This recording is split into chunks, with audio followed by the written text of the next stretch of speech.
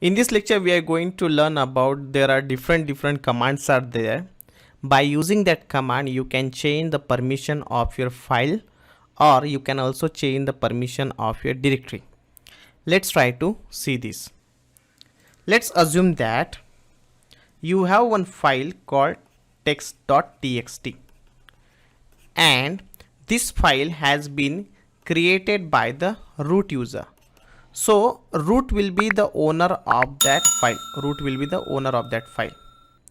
Now let's assume that you want to change the permission of this file. You want to change the permission of that file. In order to change the permission, we have a command called chmod. Chmod is the command which will help you to change the permission.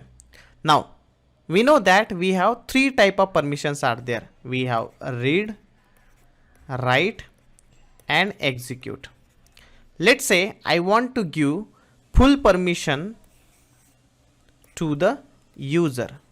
So I'll say 7. I want to give full permission to the groups. So next 7. I want to give full permission to the other people. So that is next 7. So this 7 is basically 4 plus 2 plus 1. How this 7 will be calculated? This is 4 plus 2 plus 1, right? I am giving read permission, write permission, execute permission. Read permission mean to say, let's say you have a file text.txt. Who can open this file? That is called read level permission. Who can open this file? Write level means who can edit this file. Who can edit this file? Execute means, let's say this is a shell script with some extension .sh. Normally the extension of shell script will be test.sh. Now if this is a shell script that needs to be executed by someone, right? So if you want the person to execute that shell script, then you can give execute level of permissions.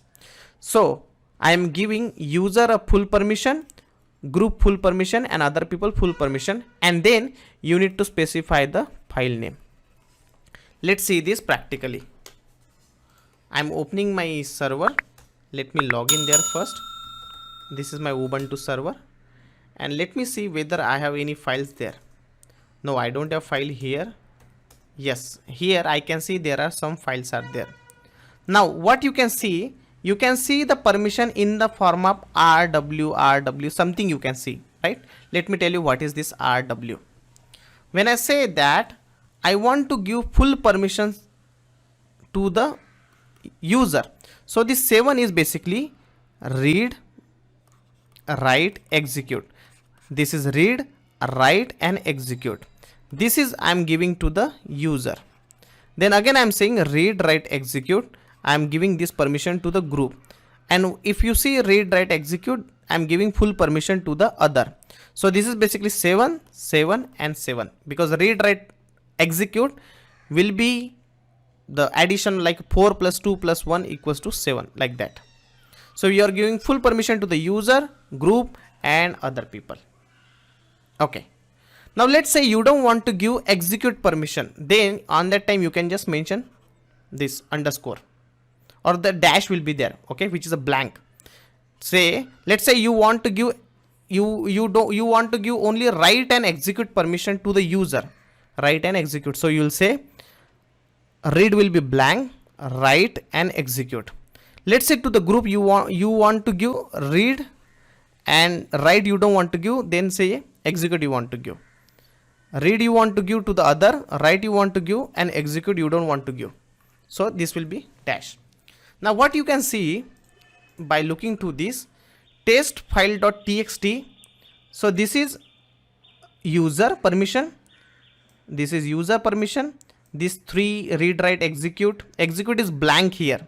So this is a group permission and this is other permission. Other have only read permission. He does not have write permission and execute permission. Okay. So who can change this file and who can read this file? Only if you talk about the read, user can read it, group can read it and other also can read it. But other cannot execute this file. And write user can do and group can do. Okay. Let's say I want to give full permission. So I'll say chmod 777 and the file name. When I give 777, it means I am giving full permission to the user, group and other people. Let me do ls-lrt.